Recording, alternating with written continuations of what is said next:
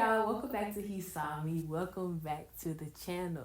If this is your first time, we are currently in a hot topic series. So this series we're covering all type of hot topics, y'all. We covered how to be set apart as a college student last week. Today we're covering the parenting child dynamic with the transition into college. And we have so many more, y'all. So if you're new, please subscribe, turn on your post notifications, comment, like everything, because this is a series you do not want to miss. Right now, we're starting off a little bit slow, but there are some huge, a little bit controversial topics we're going to be getting into. So please stay tuned for that as we see what my guest and then what the Lord has to say about those things. Today, as I mentioned, we're getting into the whole parent transition and how all of that works and going into college. And so, of course, I have my mom here, hey y'all, who is, she knows about this now that I'm going into my second year of college. I'm going into my third year. I just finished my second year. She knows a lot about the whole transition as we have been transitioning in the past couple of years. So today we'll be talking about that. And so, just to start off, would you like to give a little background about yourself, a little background about how great I am, all the things? Right, all the things. So, Gav is probably my greatest. I did not know motherhood could be so great. And so I'm excited that God gave me this amazing gift right here, my sweetie pie and Gav. So been in social services for, over 20 years. And so just absolutely love serving people, serving the community. That's my life assignment. That's my life vision and mission. And so, that's what we do in a variety of ways. And so I've worked at several agencies. And so being able to see families' lives transformed is something you cannot even, it's priceless. You can't even pay for that, to see families' lives go from one stage to the next. And so, that's what I enjoy doing. That's what I live to do. It's what God's called me to do. Yeah. And so now, of course, we're going to just dive into the conversation. Yeah. So let's go all the way back. As I'm going into my junior year now, let's go about 2.5 years back. Sure.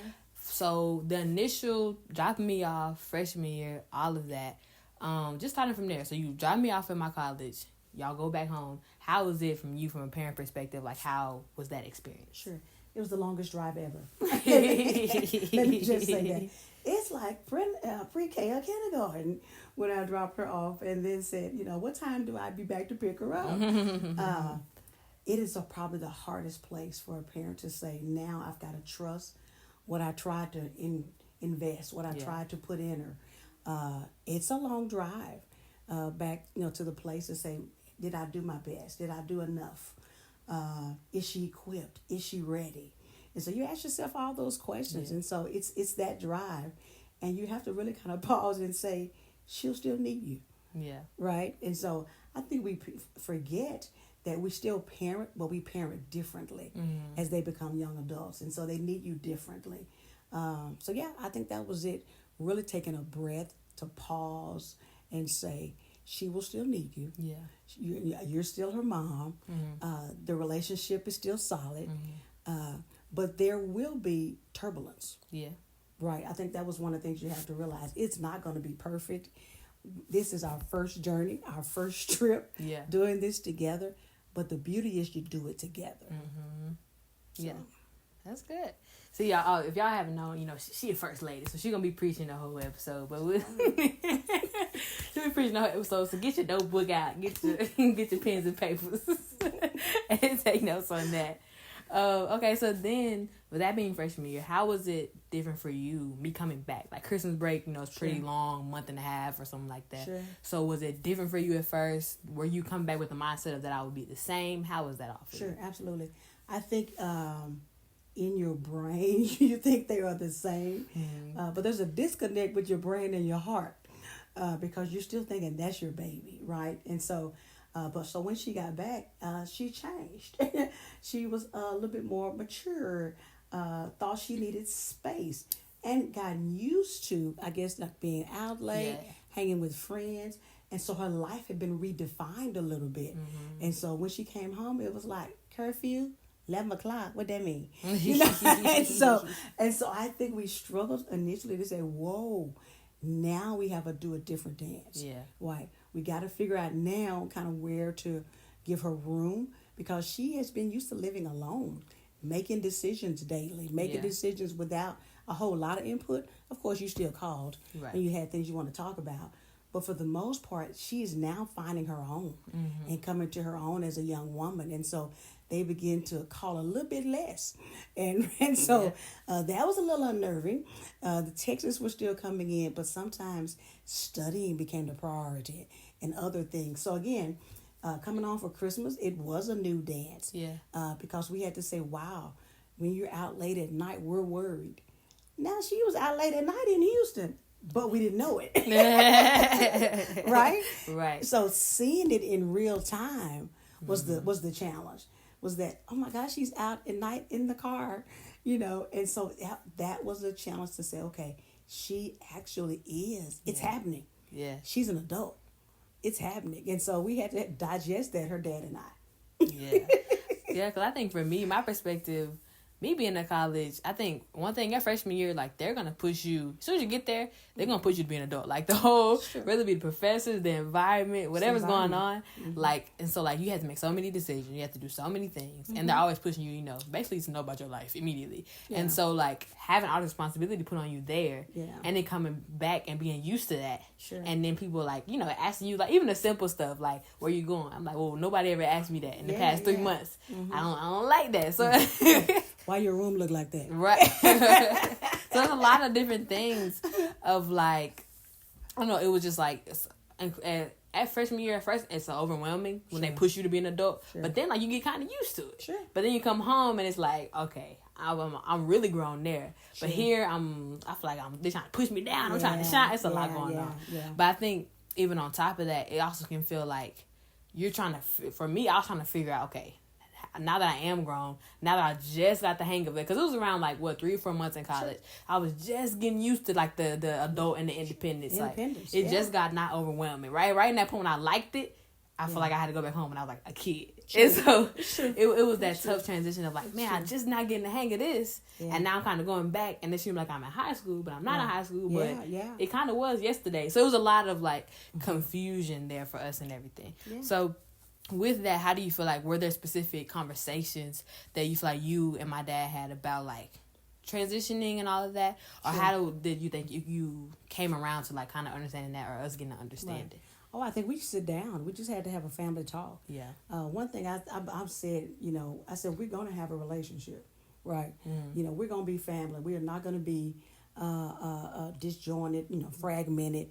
We love each other. We can work through this. And so we just said, let's have a family meeting. Yeah. And let's talk about the push and the pull, this tug of war that we were in. It was like, no, this is not healthy.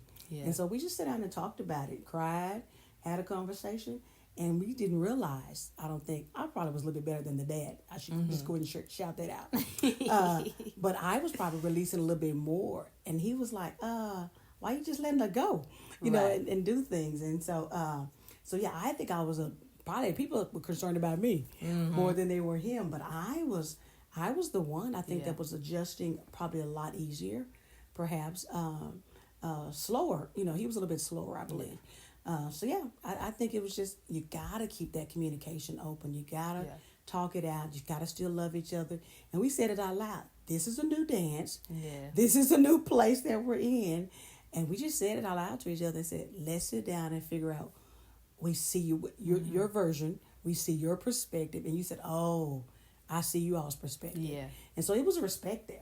I guess for me, it was really, we said, we got to respect her as a young adult, and just kind of digest that and accept it.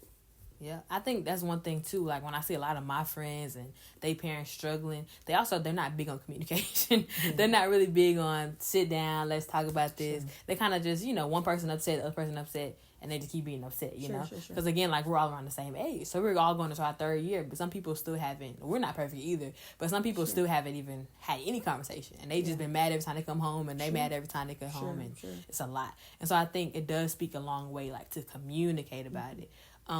But I think also, like, for the, like, young adult perspective, I think it's also good to, like, once you realize they're not trying to keep you from, like, I don't know, for me, it kind of felt like when a bird finally get old enough to fly and they get free, and, like, I imagine if they're trying to keep me in the nest. Like, they're not trying to really keep you at home. A big thing for them was just, like, safety, you know, like, safety of, like, because it'd be a whole lot going on. And so just the safety of, like, we want to, like, make sure you're safe, because that's still, like, their job, which it is, you know? And so I think for our perspective, when we're able to change our mind, like, okay, it is about safety, not about, even though it feels like you're trying to hold me back, or you feel like you're trying to make me still be a kid. Sure. But ultimately, it's like, it was more about safety than trying to hold them back.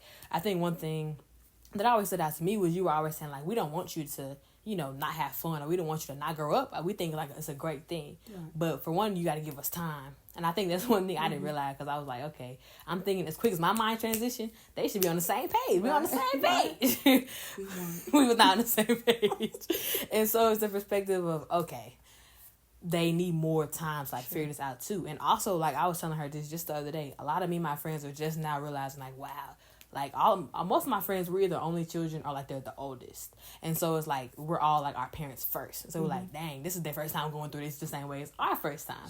And so I think it's a level of understanding there, especially as, like, the child. I think you always expect your parents to understand, but, like, I'm learning it's a level of understanding that you have to have as well. Like, they don't understand, like, it's their first time experiencing this. They got their own emotions. They have their own lot of stuff going on. And so, like, it has to be equal understanding. They can't be the only one trying to understand. You feel like they're trying to hold me back, man. So, like, it's just having that perspective, I think, really helped a lot. Yeah, absolutely. I was going to add, too, also, I believe that when we finally digested that, but I think we always had a ground rule. Again, just in this house, we're gonna talk. Yeah. We are going to have a relationship. But the thing, what was interesting was, again, we didn't see that she wasn't safe in Houston. Right. But seeing it in real time. And because my background is in social work, I work with people who are in hard places. And so we work with sex trafficking and women who have been, kidnapped and those various things. And so knowing the horror stories that could happen probably worked against her whole life, because I have worked in the juvenile system. I've worked in, homelessness, and I've worked with domestic violence and all the things. And so when you walk in those spaces all the time, in our head, she looks like she's, 20, but in our heart, it was like, if she's out there at night and she's driving, they're doing things now. They're bumping people's, ladies' cars, and they're getting out doing that. We know the evil of the world. And so you still want to protect the 9-year-old who's now 29, right? You still want to protect that 9-year-old. And we really had to release her. There it is, to God. Right. We really had to let her go and say she's his first. Yeah. And we gave her to him a long time ago. Yeah. Right? And we got to trust that. We got to plead the blood. And we got to know that he's protector and that he's her guide now. And so that was the hard part, is reconciling the mind and the heart. Because your heart is saying, that's still my baby. Yeah. But you're saying she's wise. She has wisdom. She knows places to go and not go. She knows how to, do all the safety things. Right. Dad put her in karate, all those things. So she knows, almost got a black belt. So she knows how to protect herself. So we had to find other measures. Right. Does that make sense? I think we had to find other measures to show, okay, how can we get her trained? What can we get her, equipped enough where we feel safe that she is not even here at home, but away from us, like miles and miles away. Yeah.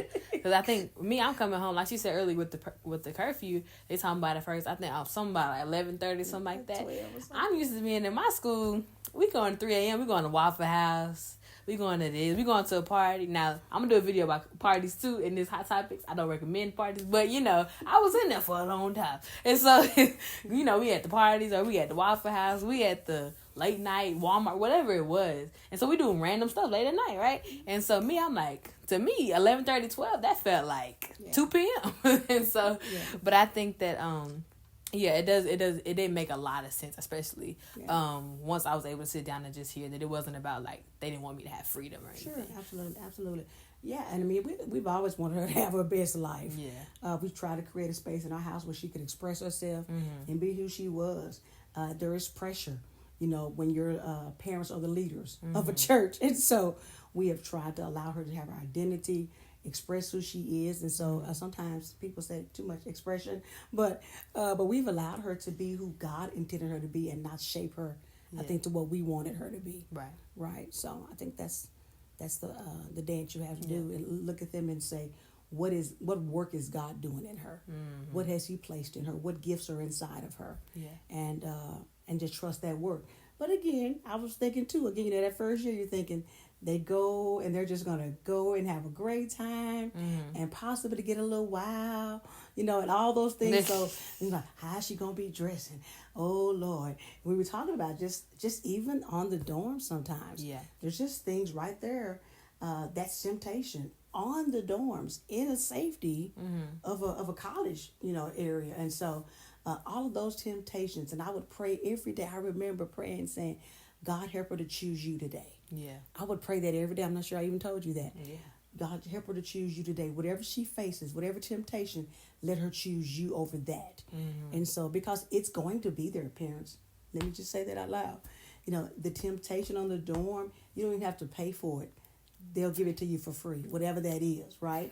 And so, and we know everything that's free is not free. It costs something.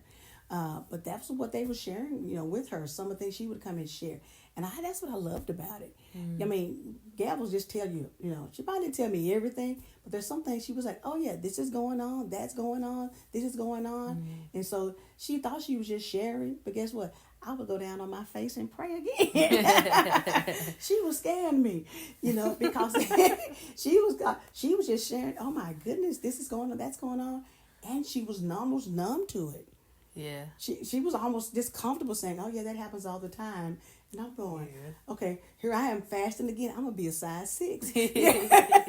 So I would start saying, Lord, with all of that pressure, can she still hold up the bloodstained banner? Yeah. Can she still, on her own faith? And so that was the thing when she was sharing, all of the ills and things that she could get into. Yeah.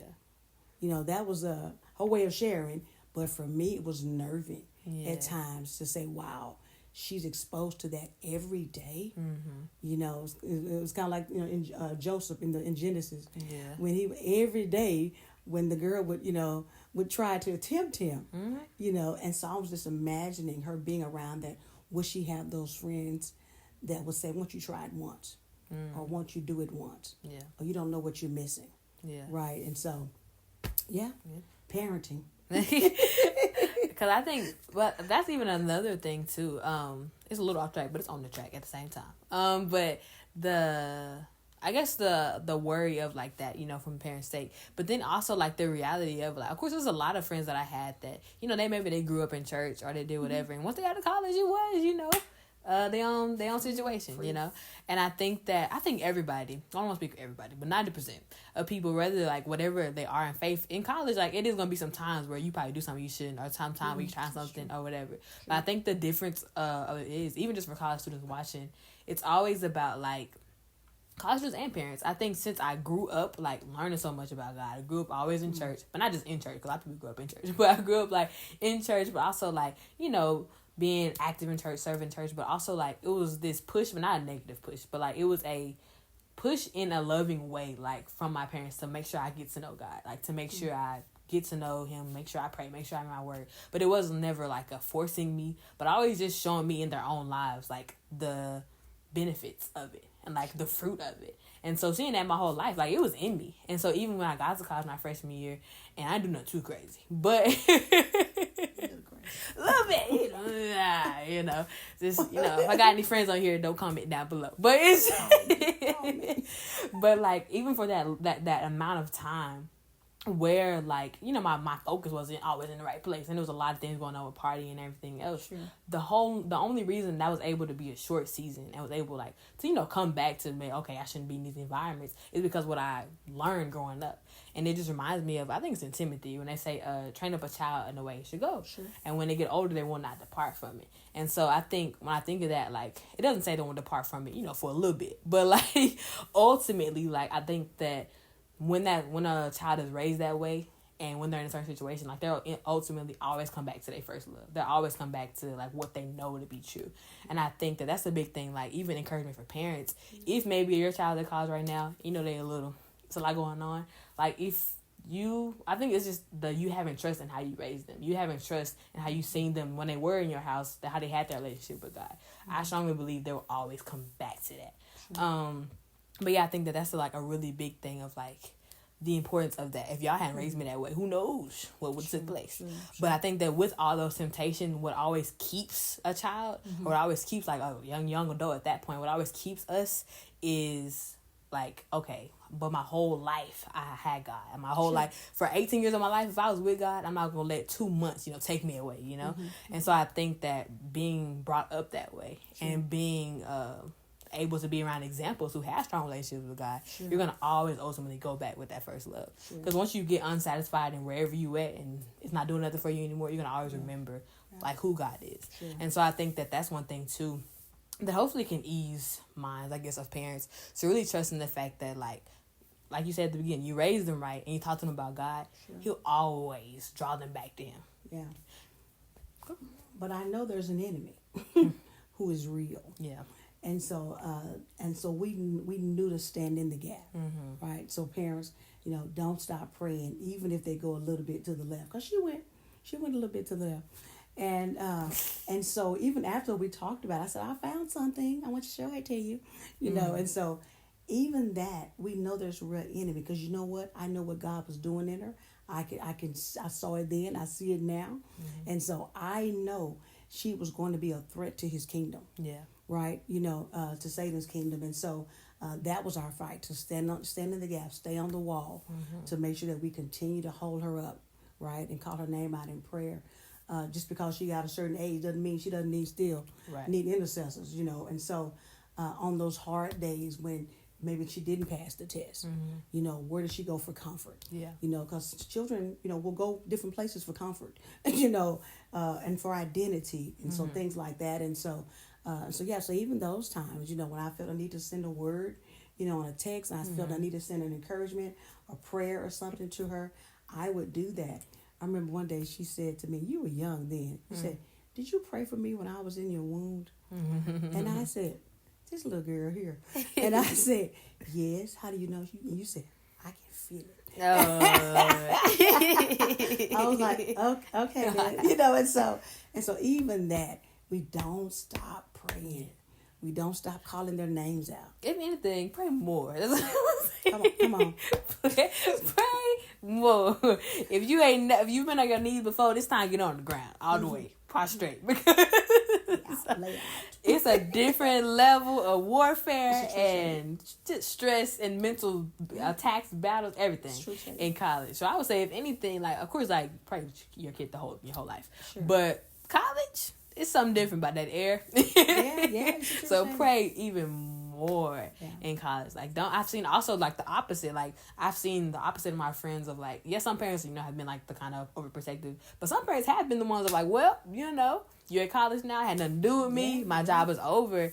And I wouldn't suggest that either, because I think, like you said, they need you differently. And a lot of times that different is behind the scenes battling in prayer of like, Lord, help her out with whatever she needs, And I think even, I feel like this is how you are, but like I've seen like a lot of my other like friends' parents, like they have like, God gives them this foresight of like, not tell them everything, but give them like little tidbits of what could be going on. And I think that's also important too, that like people realize that God can release to you like foresight of like give you a little something like, okay, this may be going on, or like certain things specific to pray about. But you're not gonna know if you ain't sitting there, really trying to pray and see what's going on.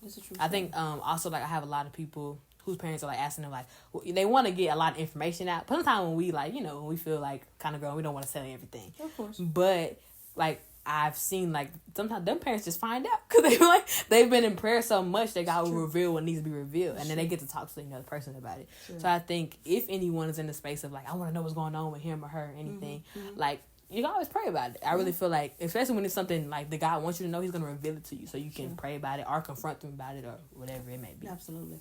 I think another thing too was another layer is we kept people around you. So she has a whole lot of aunts. We kept people around you, aunts and aunts. Yeah. Aunts, get it out. And uncles who also pray for you. Yeah. And so who she can go to, we feel safe with them enough that she can call Uncle so-and-so or Aunt so-and-so. And so I think that's been great too, to have that. There's a thing that says everybody needs a village. No, we are it. We are the village. And so we've been intentional probably your whole life to have people around you that you can call on if she didn't feel safe or comfortable or nervous about calling me and her dad. there are people we know that she will call and pick up the phone. And I got a Houston crew. Shout out to the Houston crew. I got a Houston crew there. If they need to call me, they will. Yeah. They will call me if they sense danger or something that needs to be shared. You need to call your mama. Right. And so I think there's an accountability, even with those people, that I think that you have, that you feel a safety and family. It's a sense of family and community that you've always been around, and we've always had as a family. So I think that's been great. Yeah. Contributor as well, because if I need to call the Houston crew and check on her, they'll let me know. Oh yeah, we saw today at church, she was doing good. And so I think that has been, oh my gosh, a blessing. Yeah, I would say it definitely has. So then, just to sum up all the different tidbits we've been given this whole time, to give like some specific, I guess, practical and spiritual advice to moms, dads, parents out there who may be trying to go through the transition and it's a little hard. I don't know why they're trying to figure out what's the best way to parent this new level. What would you like say to them? Sure. I would say talk to another parent. Talk to another parent who has been there, done that. Kids have gone to college like we're doing now. Get insight from somebody else and take on the posture of a student. Learn who this next child is. It's the same child, but they're different. Yeah. It's another leg in the race, right? You know, you run one leg with them, but this is the next leg. Take on the posture of a student, learn them again, sit with them and say, tell me what I need to do different. Right? Back to that communication. Tell me what I need to do different. Tell me how I can support you. Tell me how I can help you through this. What do you need right now? And again, prayer is a good thing, but sometimes they may say, help me research this this thing about FAFSA. You know, help me research. I did something wrong on my, whatever that might be. And so be open to listen, I guess is good. And in not my case, be slow to speak. Right? So be quick to hear, but be slow to speak. And then let me say this. Give them permission to be human. Yeah. They are not, okay, let me say it like this. We didn't always get it right. Right? And so I think that's our humanness, and we have to say that out loud. Yeah. We didn't always get it right the first time, the second time, the third time. Be open to even share your mistakes. Share what you didn't do right. Let the kids see your scars, right? I've shared some scars with Gab. She's like, I don't want to hear that. But be open to share your scars, but take the posture of a student. Be humble enough to say, this is a tough place. I wasn't ready. I wasn't ready. I think that's it. And you do it together. Back to what I said earlier. Let's do it together. I'm going to make mistakes. You're going to make mistakes. We love each other. Well, we're going to be on this journey together. Yeah. We're going to have a relationship. If you need some help, let me call. I got some friends, in Houston. I got some friends here. She'll tell you, I will research. I will call people I know for her success. Right? I want her to be everything God wants her to be. So I want to listen. I want to learn. And I want to be quiet sometimes and let her just be. Because sometimes she'll say, you interrupted me. And I was like, because I'm thinking, we don't want to answer the question to get prepared to answer. We want to listen to learn. I like that right there.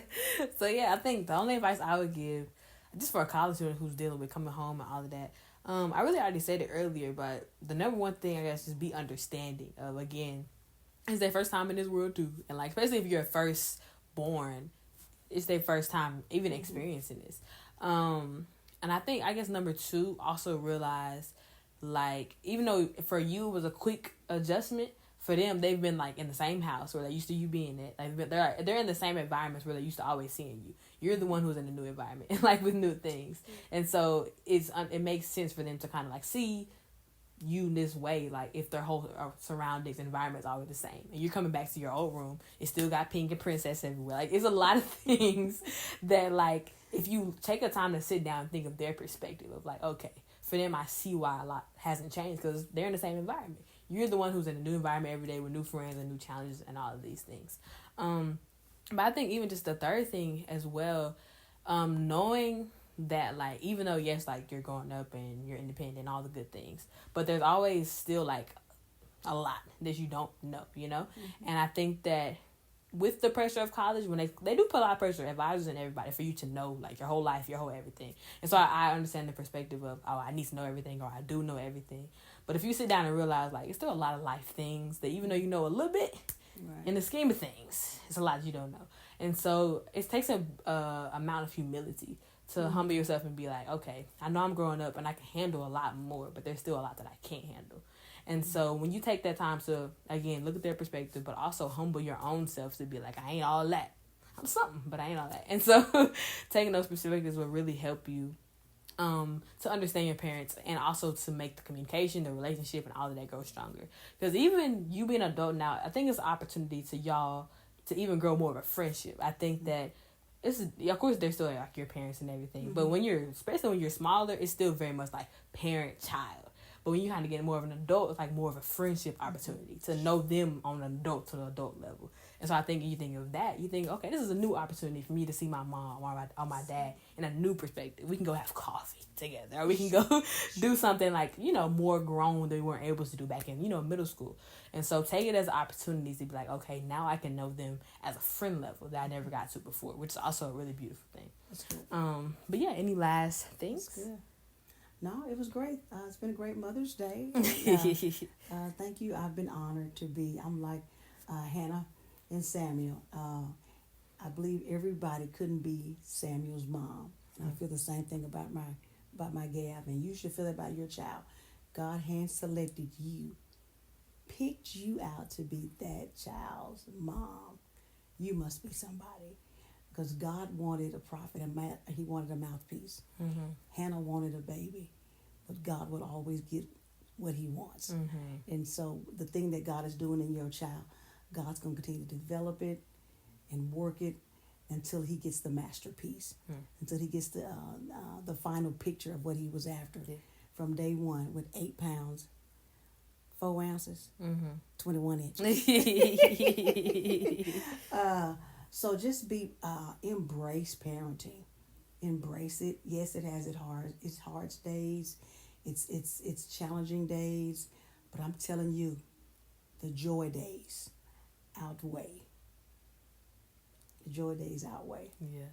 I still want to kiss her on the nose. What? With that being said, but yeah, with that being said, you guys, thank you guys so much for watching episode 2 of this series. Again, about 30% of y'all are not subscribed to the channel, but y'all are good viewers. Make a commitment with us today. Make a commitment, okay? Don't be shacking up with us. Commit with us today. Subscribe to this channel.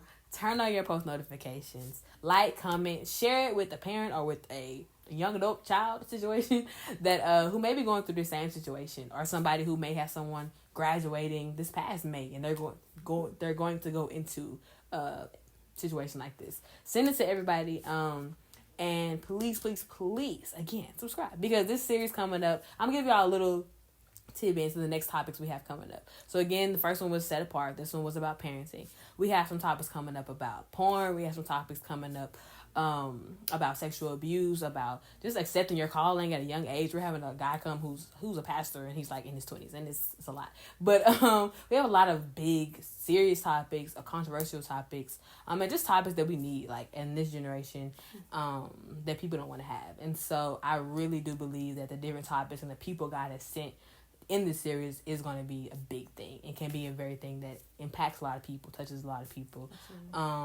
And so, yeah, that's where my heart is as far as subscribing. I don't care about nothing about the numbers and all of that, but I do believe that, like, the people who see it, I really want people to be impacted and touched, and that comes with putting that little button. So do that. But yeah, I pray that y'all have a great rest of y'all's day, and we'll be back again next Saturday at 12 p.m. See y'all. See ya.